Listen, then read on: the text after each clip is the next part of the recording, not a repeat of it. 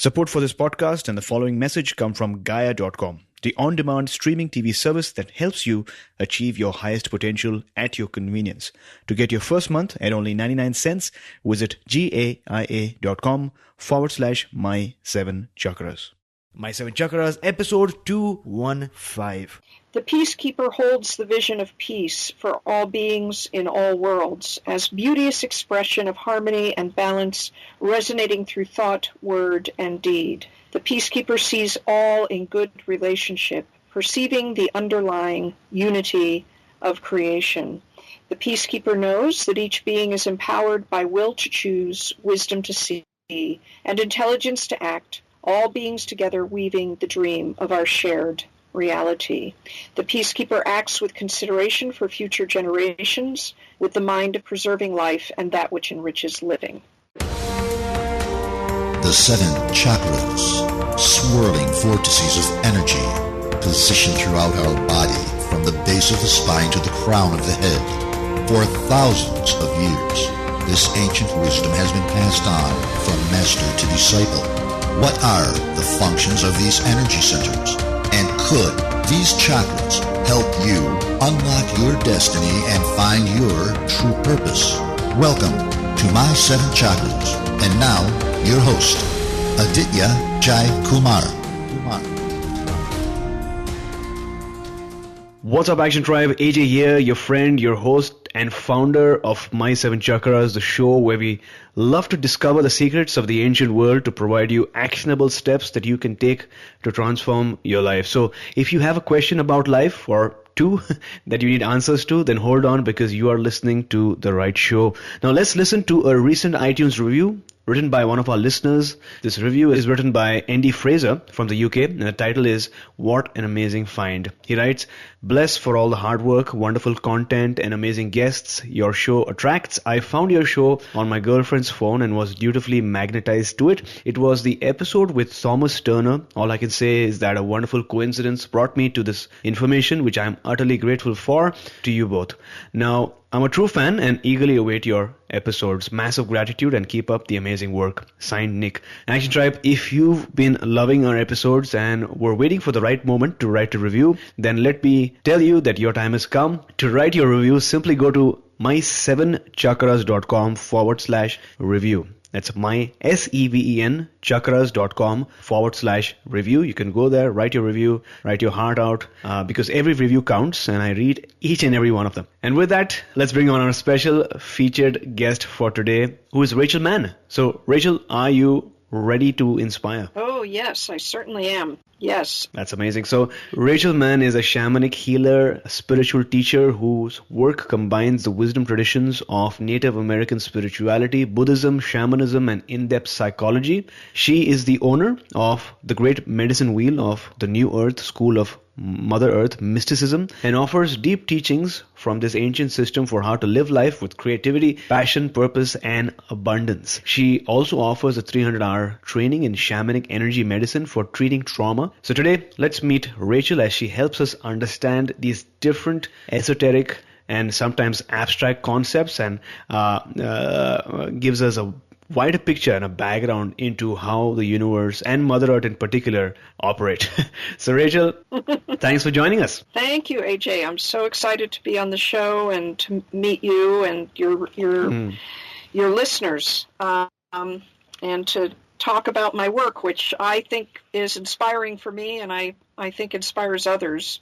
At least that's what my students say. Without a doubt, and I'm sure a lot of our listeners are waiting at the edge of their seat or at the edge of their car seat to listen to what you have to say. But before that, let's begin our show with an inspirational and uplifting quote. So I'm sure you have a quote for us today. What is that quote? Well, this is a quote from a book written by my Cherokee teacher, known as the Venerable Dahani Yawahu, and the book is her first book, published in 1987, called Voices of Our Ancestors, Cherokee Teachings from the Wisdom Fire. And the quote goes like this: "The peacekeeper holds the vision of peace for all beings in all worlds as beauteous expression of harmony and balance resonating through thought, word, and deed. The peacekeeper sees all in good relationship, perceiving the underlying unity of creation. The peacekeeper knows that each being is empowered by will to choose, wisdom to see, and intelligence to act, all beings together weaving the dream of our shared reality. The peacekeeper acts with consideration for future generations, with the mind of preserving life and that which enriches living. So that is a quote from this book that I've had probably for 25 years that has all kinds of flags and tags and outlines in it. It's because of meeting Venerable Dhani back in my early 30s, in the early 90s, that I am doing what I'm doing today, which, as you said, I'm a shamanic healer and spiritual teacher. And the reason why I love this quote is because a lot of my work is really focused on how do we find the golden mean of peace within us, and how do we work with our inner states in a way to bring about harmony within ourselves, and how do we work with Mother Earth and all the beings and powers and all the dimensions, the multiverses, to bring about that harmony and balance within ourselves. And I used to actually teach a course at the University of Virginia called Gandhi and the Native American Peacekeepers. So I have a very strong investment in how healing can bring about peace, not only in ourselves personally, but also on the planet as a whole. So, wonderful. Thanks a lot for sharing. Thank you. I love that this quote is very related to, our movement over here, which is called the Action Tribe. And you said the will to choose, wisdom to see, and intelligence to act, right? And I love the fact Yes. that taking action is such an important and integral part. So you not only have to choose and not only have to see wisely, but also you need to be intelligent enough to act. And so love that quote. Thanks a lot for sharing. My question is, moving on to your expertise and your experience, what exactly is shamanic energy healing? Well, the form of energy medicine that I practice, the core of it was adapted from the indigenous peoples of the Andes and the Amazon by my teacher, Alberto Viodo, who founded one of the biggest and most well-known shamanic training schools in the Western world. Energy medicine, this kind of energy medicine involves working within the luminous body or the energy body of the client to remove heavy energies, which we would sense or feel as crystallized energies, liquids, sludge, and so on. And then we also go into the deep self or the subconscious, or as in some shamanic practice it's called the lower world of the client, where we can actually extract the very roots of whatever the wounding is that's helping manifest the beliefs and the contracts, the soul contracts that are then creating certain patterns of experience and patterns of habit and mind in the outer world. And it's a very powerful, dynamic form of healing. One of the reasons why I practice it is because in my own life I found it to be powerfully transformative of much of the traumatic impact I experienced growing up with a very abusive, brilliant, and creative, but very difficult mentally ill mother. So that's just a nutshell of what shamanic energy medicine is. It can really break up in a very fast way. Alberto, my teacher, used to call shamanic energy medicine sort of like spirituality on steroids, although I would back off from that a little bit. But yes, you can move through a lot of heavy psychological material and shift anything in your life much more quickly than certainly with talk therapies. And so that's sort of the overview. Shamanic practice in the Western world is a hybridized practice where people have taken the wisdom of Native American indigenous spirituality and synthesized it into this form, which teaches how to connect more deeply to Mother Earth and to the world of the spirits and powers and helpers in service of healing oneself and developing greater self-empowerment in the world and greater sense of connection to spirit, all that is, on the journey essentially, as I would talk about it with my Buddhist influence, to enlightenment.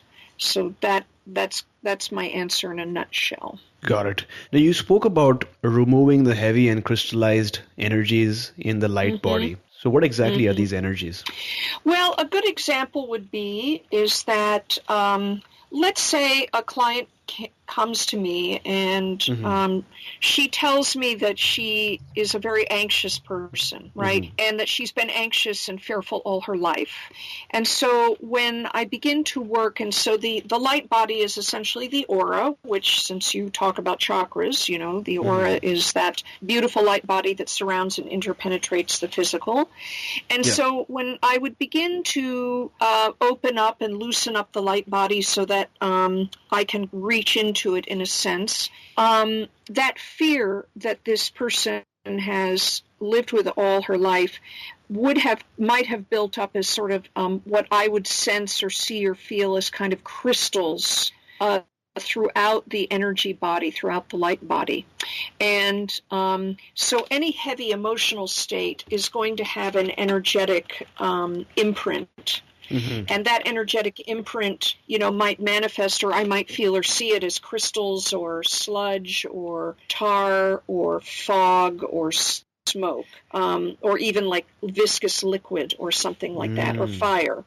Right. And so when I say heavy energies, that's what I'm talking about. So the heavy energies are really the outcome of what is produced by heavy emotional states. Yeah. And those emotional states, those heavy emotional states, of course, are sometimes, if not often, arise because of inner conflicts that themselves may arise from, traumatic wounds we've experienced in our past, or even that have been carried down through the generations of our family, our ancestral lineages, and also from past lives. Got it. Yeah, I've read a couple of books on the auras, and that's exactly what they talk about. The crystals that form around the emotional body, or sometimes the mental body as well. But the crystals are sort of like these reddish crystals, or sometimes they're just sludges or gunk or maybe grayish matter. And it sort of, relates so closely to some of the sayings that we have, right? This man is moving around with a cloud around his head, right. And literally it might, like, to a person who's able to see the auras, might be able to see, I'm guessing, some gunk or some grayish matter that is should not really be there. So thanks a lot for clearing that out and sharing that with us. Thank you. Yeah. Now, in 2007, you left a 25-year academic career to get a formal training at an energy medicine school. Is that correct? Yes, that's when I left my tenured university administrative and teaching position to go study with Alberto Viodo. What made you make that shift, so to speak? Well, there had been many things, of course, leading up to it, which gets a little bit into the story, right? I mentioned that I met my Cherokee teacher back in the early 90s, and I went to study with her because she's also a recognized teacher in the Tibetan Buddhist Rinchen Kagyu tradition, and because of my maverick mother, who exposed me to Buddhism from a young age, I decided in my early 30s to sit with a living Buddhist teacher. So I went to sit with her, as we say in Buddhist practice, up in her Peace Village in Vermont, and it turned out to be the Cherokee practices that blew open my heart. And so, over the next, that was in the early 90s, so over the next 20 years or so, I studied with her for a few years, and then I started to really connect in with Native American spirituality. And in the meantime, my own symptoms from PTSD, of post-traumatic stress disorder because of the impact of my mother, began to really worsen in my mid-30s. And so I eventually discovered energy healing work, actually from a bulletin board at a local health food store I saw a flyer, and I went to that session and had a very profound experience and some long-term relief from symptoms, and I knew that this was the path for me to heal myself. So by 2007, I had, been working intensively on my own healing with energy medicine, as well as continuing in some part with, conventional Western talk psychotherapy. And as we say in shamanic practice, the inner pressure to kind of step out there and be a healer than myself began to really mount. Now, along the way in my academic career, I got a master's degree in Soviet studies and a PhD in Slavic languages and literatures, and I parlayed my interest in my graduate school years in how oppression by autocratic regimes influences, impacts the individual and the collective, and how that gets resolved by them, how they work through it. And so I began to do a lot of interdisciplinary research and teaching on the impact in violence and trauma studies, which was an emerging field in academia in the late 1990s and into the 2000s. And so I was kind of all my own personal healing work as well as my academic research and teaching were coming together. I began to do anti-racism training and teaching as well. And I considered, going and getting a second PhD in psychology, but, really didn't feel like I wanted to go back into that kind of track, And eventually I got a health crisis kind of hit me, and I got a message, as I say, from the spirits that I needed to step up and do what I knew I was meant to do, which was to be a healer full-time and a spiritual teacher. So I took 4 months of paid medical leave from my job, which I was lucky to have, and then I just decided to leave, and I started a whole basically third career in my life of being a shamanic healer and spiritual teacher, and started from ground zero, financially, because eventually my financial resources, ran out before I was able to kind of get everything, completely back to the same level. So that's the thumbnail version of the story. So obviously you made a big change in your life. Like you said, you were embarking on the third career that you had, and I'm guessing there was a lot of risk as well. And on one side, you were listening to the universe, right? So how did it feel to sort of, make that leap? There was obviously a lot of uncertainty. There were financial challenges, which is not something that is easy to go through.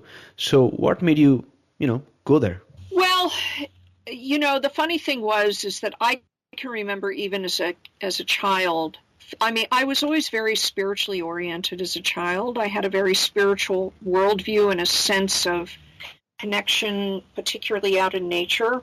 Other kids, as I grew up, would comment on how there was something, unusual about me or spiritual about me if they had that word in their vocabulary. So I think by the time 2007 rolled around and I was in my, early 40s, I just knew I was not doing what I was meant to do. I knew that I had gotten into a second career after the Cold War ended, and jobs in the Russian-Soviet field kind of dried up. I got into a second career in being a teaching and research technology administrator in higher education in the arts and sciences, with teaching as part of it. And I just knew that it wasn't what I was meant to do. And I was increasingly getting more and more unhappy. When I told my sister that I was thinking of leaving the job, she said, well, why don't you just, stay for another 10 years and then retire early? And I just said to her, well, I know that if I do that, I'm going to, be very unhappy and maybe even get sicker, because I had been suffering from, terrible chronic pain, which at the time I thought was fibromyalgia for, by that time, really 12 to 15 years.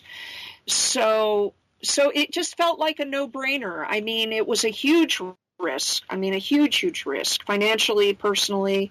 But I also trusted my ability to set a goal, and this is very much a part of shamanic practice, that you vision what you need and want in the future. You dream, as Venerable Tahani would put it, you dream your world into being. And I knew I had been successful in my previous work, and I knew that if I just kept my, sight on what I knew I needed and wanted to do, that it would work out. It doesn't mean that it had moments of difficulty. In fact, there was one day, maybe a couple of years after I left my job, that I was living with a friend of mine for free, and I came to her and borrow $30, for gas. And I was like crying and saying, I don't know, maybe I should give up, and she's one of those friends that's believed in me, all through this. And she said, if you leave right now, Rachel, I'm going to spank you. You can't give up. You are meant to do this. So there you go. Yeah, so thanks a lot for sharing. The reason why I asked is many of our listeners are also on the verge of making a shift in their lives. And like you pointed out, sometimes it's not very easy to take action towards your life purpose, right? But it seems like from your experience, you really listened to the emotions that you were feeling, and you listened to the nudges that you were getting, and then just went all in. But of course, your support system was strong. You had that friend of yours who did support you, sort of like an angel, helped you embark on this new journey. Now, you spoke about shamanic energy medicine. And I'm sure many of our listeners are waiting to learn about what exactly happens during an energy medicine session. Well, usually I'll start by, the client and I will start by talking about what she came for or he came for, and what issue is up. And that part, as I say to them, always feels a little bit like, you're talking to your shrink. We're just delving into the nature of the work. Sometimes people come to me with, symptoms of PTSD, or they feel like there's a block, they've hit a roadblock in calling love into their lives or in their careers or their work. And so through that process, we get down to the intention for the work. And what I call that process, it's like capturing the tip of the thread which you're trying to pull through the eye of the needle. What I'm doing is I'm tracking the energy of whatever the issue is, and just getting the little tip of that energetic cord that connects it to the patterns and processes in the individual, in the person, in their luminous body, in their deep self. And then I put them on the table, fully clothed, face up, and I have them I have a medicine bundle, or as it's called in the practice among peoples of the high Andes, it's called a mesa. And I have a mesa that has stones in it, 13 stones that have been gone through a deep initiatory process with me through my own healing, and they've been transformed into healing ally stones. So I give them one of those stones. I place it in their hands, and they blow the heavy energies connected with this process or issue 3 times into the stone. Then I test the stone with the 7 chakras and put it on the lowest affected chakra. At that point, I use my rattle, and I'm loosening up the light body, and I open the chakra, and I put stones on other chakras, depending upon the issue, open those chakras up with the rattle by rattling counterclockwise, and I begin to clear the luminous body. And then I travel to the deep self. I journey. So shamanic journeying is very common practice among folks who do this kind of work, where we can journey into the deep self, the lower world, or even into the upper world, which might be called in psychological terms the superconscious, where we can connect with the higher self, with guides and guardians and angels and teachers. And so I journey usually to the lower world or the deep self to find the wound, remove the wound, and then I retrieve the lost parts of selves, or as they're called, soul parts, which are parts of selves that maybe have fled into the underworld. For instance, if we were a gifted musician, but our family kept saying to us, you can't be a musician, you'll never make a living, and wouldn't let us play music, so that part of us goes, disappears essentially into the unconscious. And so I might bring back that part and reinstall it like a seed in the luminous garment in the chakra, so that seed then will grow and flourish. And then we close off the luminous. I illuminate the chakras with the light of the sun and close the chakras and smooth out the energy body. So that's the nut of it. I have lots of other tools that I use, doing entity and liquid extractions and so on, but this is the core of the work. Wow, I love that and love your explanation. It seems like you've got a very clinical approach to this, and you've done it so many different times as well. As you were speaking about it, I could actually imagine myself on, lying down, and there's actually a picture of you doing one of these treatments, I guess, or ceremonies on your website, and I sort of imagined that you holding the stick with the medicine bundle and 13 stones in it. So really, really descriptive. Thanks a lot for sharing. Now, you mentioned a while back that you're able to see subtle energy like the aura. Well, as I tell my students, we all have different strengths in terms of perceiving subtle things. When I say I see with my inner sight. In other words, some people can see auras, for instance, with their outer eyes. I see with an inner sight. I'm very imagistic. I also feel. I have a strong feeling sense, so I can feel usually in my own body patterns and impressions of what is in the client's body, and that can be anything from liquid energies, crystallized energies, as we discussed, to even their emotions. I also generally will be able to pick up a sense of, like, I'll see or I'll hear or I'll know a story that will come to me.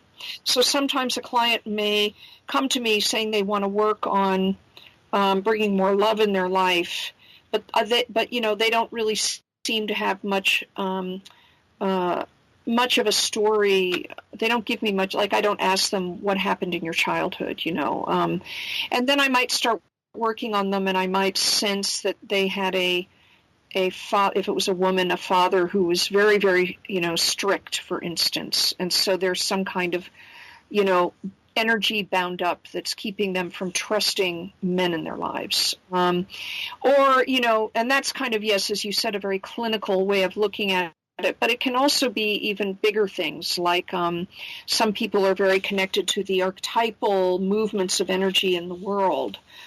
So they may get very caught, for instance, in all the fear that is in the world today, and feel like they get swept up into that fear, and they feel all the fear that everybody on the planet is feeling. And so in that regard, that would be more an archetypal kind of healing, where it may be that they had a number of lifetimes where they were always afraid, and I go and I extract those from the deep self, those imprints from those other lives.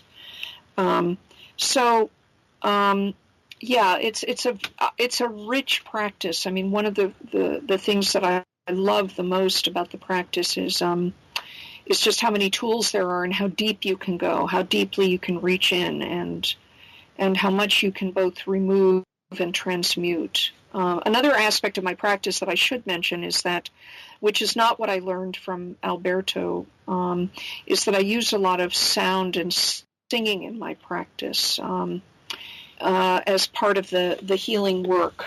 My practice is very musical, so I sing in the beginning of the beginning of a healing session, and before ceremony, we sing the Cherokee Heart Chant, which was gifted to me by Venerable Tahani, and it's very beautiful. And I use other chants when I'm journeying and removing heavy energies. Now, you mentioned that you use, in terms of perceiving the auras, you use your inner eye, and sometimes, like you mentioned, you use your body to sort of, as an empath, feel what the client might be feeling, right? So how do you go about developing your, these skills? Were they already with you as a child, or how did you go about, developing your inner eye, so to speak? Well, yeah, I think I was empathic as a child for certain. I was sensitive to my environment, both emotionally and I think also energetically, physically. I don't think I knew I didn't have the words for it. My mother was also really quite spiritually and psychically gifted. But, for years I thought she was the one that had the gift and I was just this normal human being without any psychic abilities. Really, I think that, all of my own healing work, working with the pain in my body, under the hands of various energy healers, taught me a lot about being able to track and feel energy and see energy and to recognize my inner sight. And then also Buddhist meditation, mindfulness meditation, just observing the breath, the in-breath and the out-breath, helped me develop the ability to track my own inner process very closely.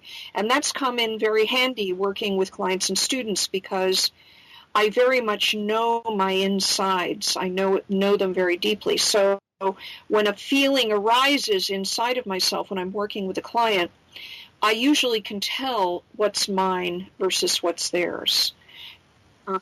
Got it. So it seems a lot like you know exactly what's happening within yourself, obviously through hours and hours of meditative practice and contemplation, and also, like you mentioned, by learning what you had to learn through your mentors and in your teachers. Absolutely. And it seems very similar to the ancient yogis who, through meditation and contemplation, sort of like cartographers, mapped out the subtle systems within themselves, and that took many years. Obviously, there were mistakes that they made, but then they went back to correct them to have this proper map, so to speak. Now, you spoke about dreams. My question is, I heard that dreams play a huge role in shamanism. But what are your thoughts on dreams? What exactly are they? Well, I will say up front that dream practice is not a huge part of my basket of tools. I certainly pay attention to my dreams, and when clients or students have dreams and share them with me, I have ways of helping them unpack them and work with them. I mean, dreams obviously show, but when I say it's not a part of my, it is part of my basket, but that's not really the main, it's not a big focus. But their dreams, I think, reflect our inner reality. They also are ways to release stress. Sometimes we have big medicine dreams, that I would call them, where there's some big message that's going to be helpful on the path, or where even there can be a big dream that really shifts something dramatically in you. So dreams can be very, very, very powerful. I would say that when I do journeying work on behalf of clients and even for myself, that is like going actively into an awake dream state and following the inner images, feelings, sensations, and knowings.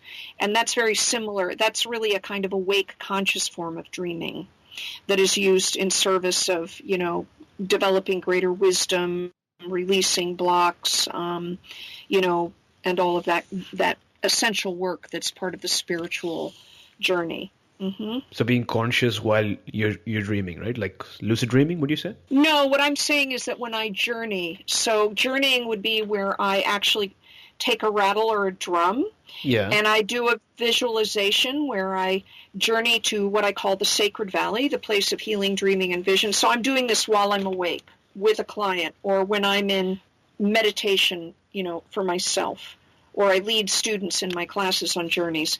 And so you go to the sacred valley, and there's a beautiful tree, the tree of Mother Life, and you go and you sit by the tree, and you can journey down into the body of Mother Earth, into the lower world, and there you encounter the wounds, the soul parts, the soul contracts and gifts that are ready, the wounds that are ready to be transmuted and removed, and then the soul parts, soul gifts, and new contracts that are ready to come back.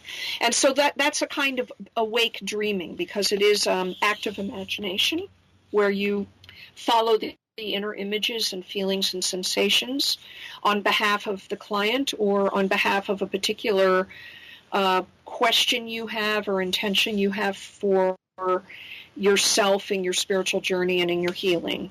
Mm-hmm. That's what I mean by, I'm not talking about lucid dreaming where you're asleep and then you become awake and lucid in the sleeping dream, which is another kind of practice. Which as I said, that's not my particular medicine that I offer students. Mm-hmm. Although I use it sometimes for myself. Yeah. Yeah. So my question is, how did you first become aware of the ancient wisdom and the teachings of the Pacos, the medicine people of the Andes and Amazon? How did you first become aware of? Well, here in Charlottesville, Virginia, in the United States, where I live, through word of mouth, I heard about a shamanic energy healer who was moving to Charlottesville and was coming and seeing clients. So I went to see her. And this was about 10 years after I had last studied with Venerable Dhani. And when she put me on her table and started working on me, I recognized a similar energetic frequency and an ancientness that I had experienced in my studies with Venerable Dhani. And she was a senior faculty member in Alberto Villoldo's school. And she suggested to me, she said, you need to go study with Alberto because I think his work would be tremendously helpful. So then I went to study with Alberto in the Four Winds Society Healing the Light Body School. And as I said, his teachers were from the Andes and the Amazon. And then I did eventually actually go to Peru in 2015. And there I, under the expert guidance of my partner, who's actually indigenous from the high Andes in Peru himself, and does a lot of work on behalf of the indigenous peoples of the Andes and has deep knowledge of the culture and history of those peoples, gave me a beautiful tour of Peru, and we connected with a Paco or who's like a medicine person, spiritual healer, teacher, among the Q'ero people of the high Andes. So that strengthened my connection even more to the those beautiful ways of being and teachings that had already been, seeded in me by Alberto, 7 years before. Mm-hmm. Got it. All of this is really, really fascinating, and I love the way that you explain or share the stories as well. Thank you. Do you ever find it hard to explain energy healing and spirituality to your colleagues in the academic world? Yes, although it's interesting to note. So after I left my full-time job at the University of Virginia, I did continue to teach for UVA for the next several years part-time in an adult degree completion program. This is for adults who are completing they may have had a couple of years towards their bachelor and then wanted to come back to school later in life to finish their degree. And I was able to teach classes in topics that were of interest to me. There was a wonderful dean of the school and who was very open to these things. And so my students in those classes they ranged in age from 25 to 70, 75. They were, they were Christian, Republican, Democrat, culturally diverse, racially diverse. And I taught courses, one course called Gandhi and the Native American Peacekeepers, talking about Native Americans who've given profound teachings of peace, including Venerable Dhani. And I also taught a course called Shamanism in the New Age on the evolution and history of shamanism in the Western world. And it was amazing because some of these people, had come, at least in the United States, mostly what people are taught about Native Americans is that they're quote-unquote primitive and they quote-unquote worship the sun and worship plants and animals and, that it's a lower, it's not as high a form of religion or spirituality as, say, Christianity or Judaism or, Hinduism or something. And it was amazing how with the methods I used to slowly dismantle their unconscious biases and prejudices, how they would open up and be so amazed. Like it would be like all of a sudden, and they would say to me, "We are so happy, that you've taught us this because we realize that we've been lied to." So that's my students. In terms of colleagues, at this point, I don't really interact much with colleagues in mainstream academia. I do teach. I am a faculty member for Atlantic University, which offers an online master's degree in transpersonal psychology, and it was a university founded by the great American psychic Edgar Cayce. And so in that university, transpersonal psychology, of course, embraces the spiritual dimension of the human journey and extraordinary human experiences that where, we tap into spiritual, realms and dimensions. And as part of the whole person, it's not just the mind and the emotions, but also this transpersonal or spiritual dimension of the human being. So my colleagues on that faculty, of course, we all share, the worldview that there are these other dimensions of our human journey, and that they're extremely central to life, and to the well-being of the planet as a whole. Got it. Thanks a lot for sharing. Now, based on what we discussed today, based on what you've shared today, what is that one action step that you'd like to recommend for our listeners? I would say an action step would be to go out in nature and to walk in nature with the awareness that everything is conscious and alive and aware, that all the stones, the plants, the trees, the water, the mountains, everything is conscious and alive and aware, and that spirit, as you might call it, is within, through, and around everything. This great, alive, creative, vibrating matrix of love that is experiencing him or herself in form in this physical dimension, and go out there and begin to pray and to send gratitude to Mother Earth. And I think that you will be surprised at how she will respond and give you so much back, that you will actually even hear the voices of the water and the mountains and the voices of the wind and the trees. So Action Tribe, to access today's show notes, visit my7chakras.com/215. That's my7chakras.com/215. And before moving on, a word from our sponsor, Gaia.com. Explore the vast traditions of yoga with the Gaia original series Yogic Paths. Filmed across India, the 13-episode series captures the beauty of mystical Indian landscapes and never-before-seen ashrams while taking the viewer on a journey through the many traditions of yoga. While the practice of physical postures called asanas is most well known in the West, understanding the full scope of this rich and varied tradition gives meaning and power to the yoga that we know today.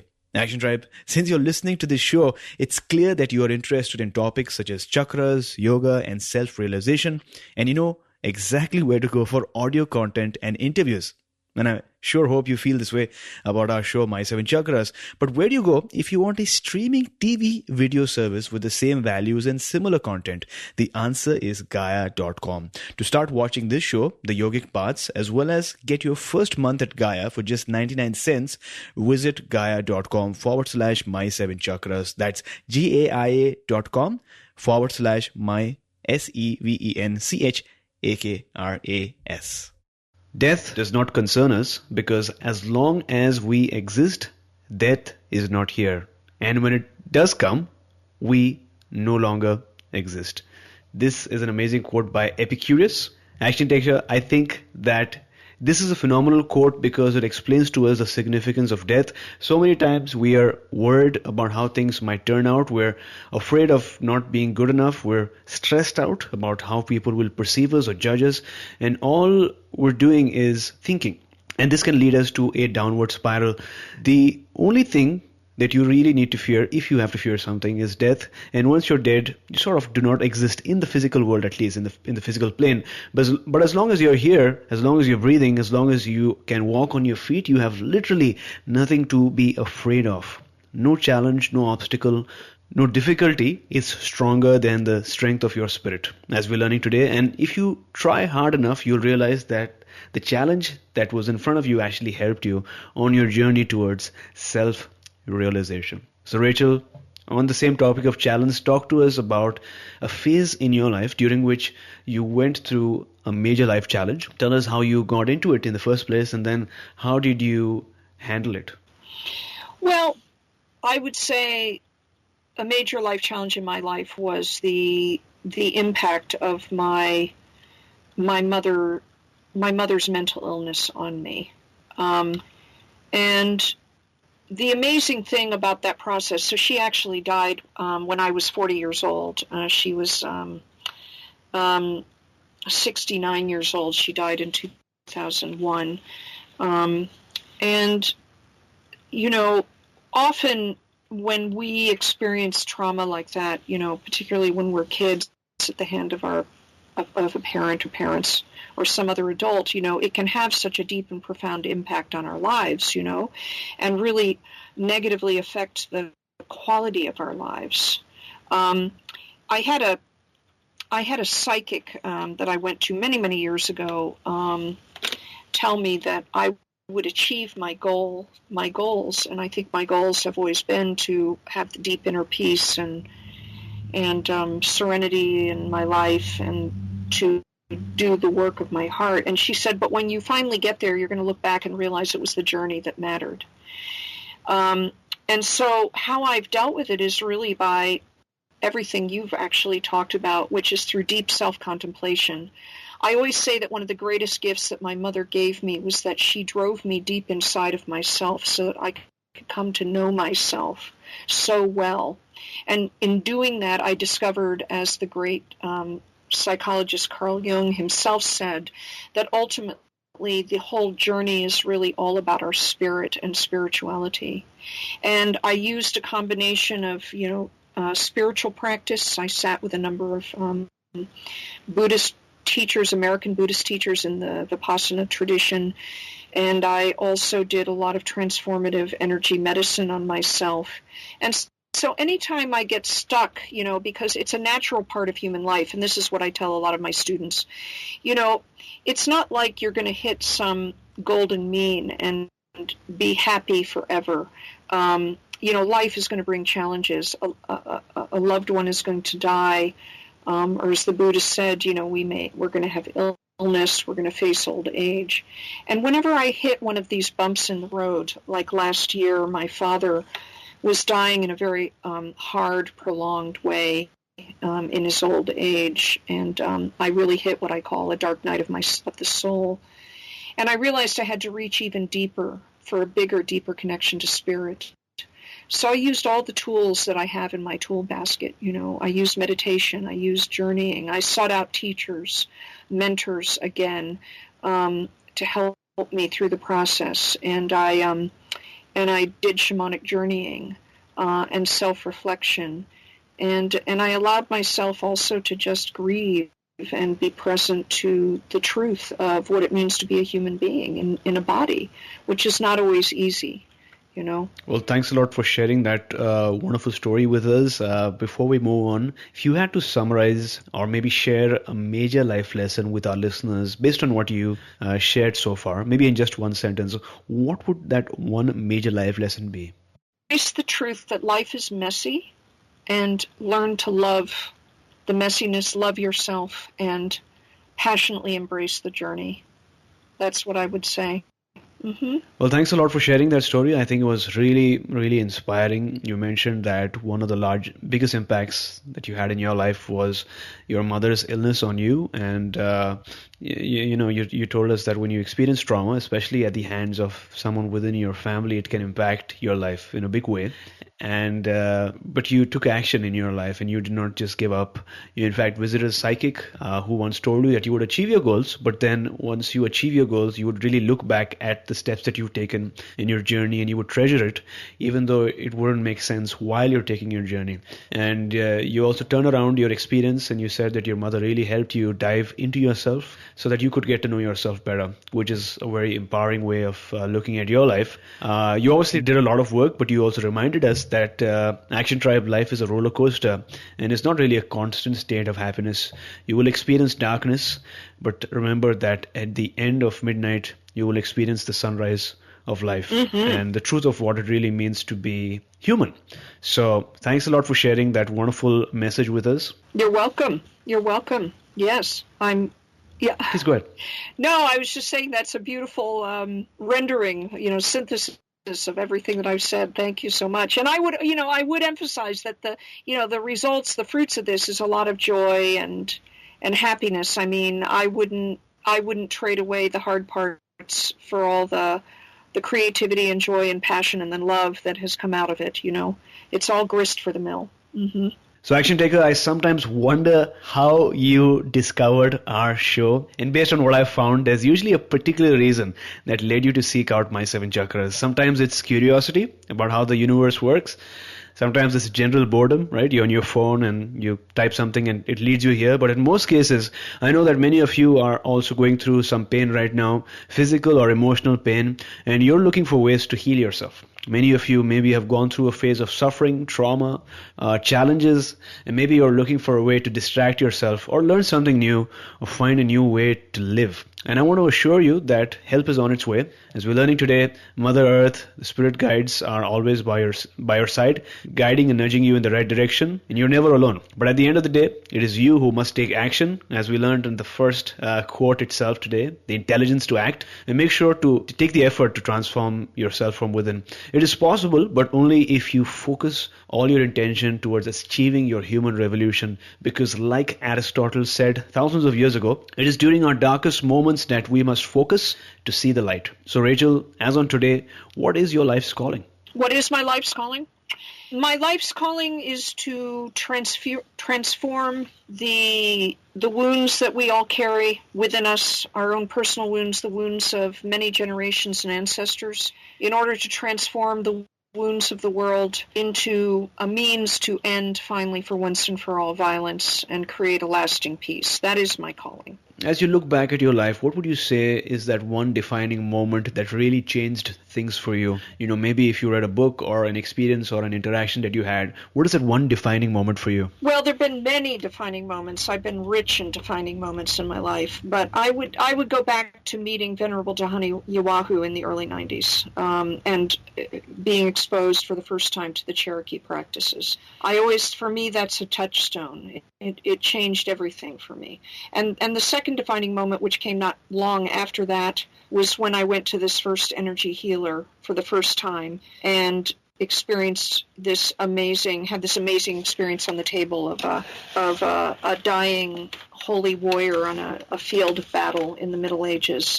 And that opened my eyes to the power and the potential of energy medicine. And so those two things together, I would say, were probably the two most single defining moments of my life in terms of where I am today. So Rachel, we've finally come to the last round for today, which is called the Wisdom Round. And this round comprises of 4 questions. It's sort of like a rapid fire round, short but action packed, so that our listeners can actually take note and take action as well. So what is the best advice that someone has ever given you in your journey? The best advice has been life is messy, and soften to that messiness. And in that softening, you will find everything. So name one personal habit that you really treasure and that keeps you going. I would say sitting in meditation and sending energetic roots down into the body of Mother Earth, and feeling her send her energy up into my body. That is a major practice, and the other practice is to work with the medicine of the Great Medicine Wheel of the New Earth, which gives a powerful, transformative map of how to walk through a human life, through living in the body, working with mind and emotions, connecting with our soul, with meaning and purpose, and connecting with our spirit. So what is your morning routine like? I get up in the morning and I feed my beautiful 4-footed friends, my cats and my dogs, and then I pour myself some hot green tea, and I sit and drink green tea, and I read usually an inspirational book, and I take my dogs. I live out in the rural areas of central Virginia, and I take my dogs out on a walk along the river that is just beneath the house where I live, and I spend time in nature. Love that. So this is the part where our listeners get a book recommendation. So if you had to recommend a book, what would you say our listeners should read? Well, I would say read, if they're interested in Native American spirituality, I would say read Fool's Crow by Thomas Males. It's basically the story of a very holy Lakota Sioux medicine man, and the story of his life and the story of how he does his work. And actually, right now, I'm rereading Buddhist teacher Jack Kornfield's book, A Path with Heart. And those two books would be a great companions to go together. So Action Tribe, I know how much you love our book recommendations. And I also know that many of you purchase these books as soon as you hear them shared on our show. And that's why Audible.com is offering Action Tribe one free audiobook download with a free 30-day trial so that you can get to check out their amazing service. Again, the book is free. Audible has over 180,000 titles to choose from for your iPhone, Android, or Kindle, including bestsellers like The Chakra System by an&nbsp, Judith, Autobiography of a Yogi by Paramahansa Yogananda, and A New Earth by Eckhart Tolle. To download your free audiobook today, go to my7chakras.com/free book. Once again, that's my7chakras.com/free book to start listening to your favorite book right away. So Rachel, thank you so much for joining us. Thanks for sharing your stories and your in-depth explanations for something that might come across as esoteric sometimes, but you made it so simple and actionable. Thanks for sharing. Before you go, tell us one thing that you are grateful for, and tell us the best way we can find you online. I am grateful to all my teachers, Buddhist, Native American, both in the body and out of the body, and I'm grateful to Mother Earth and how she nurtures and supports me and all of us. And thank you, AJ. I love talking with you. I love your show. And you can reach me and find me at www.rachelmannphd.com. That's RachelMannPhD.com, or you can call me at 434-227-0538, and that's in the United States. And I thank you so much, AJ. This has been a lot of fun. Awesome. We'll have both of these links up in the show notes. Thank you so much for coming on our show, talking to us about shamanic energy healing and spirituality, and taking us one step closer to a human revolution. Thank you. You were listening to My Seven Chakras. Go to mysevenchakras.com. Download your free gift, get inspired, and take action. Transform your life today.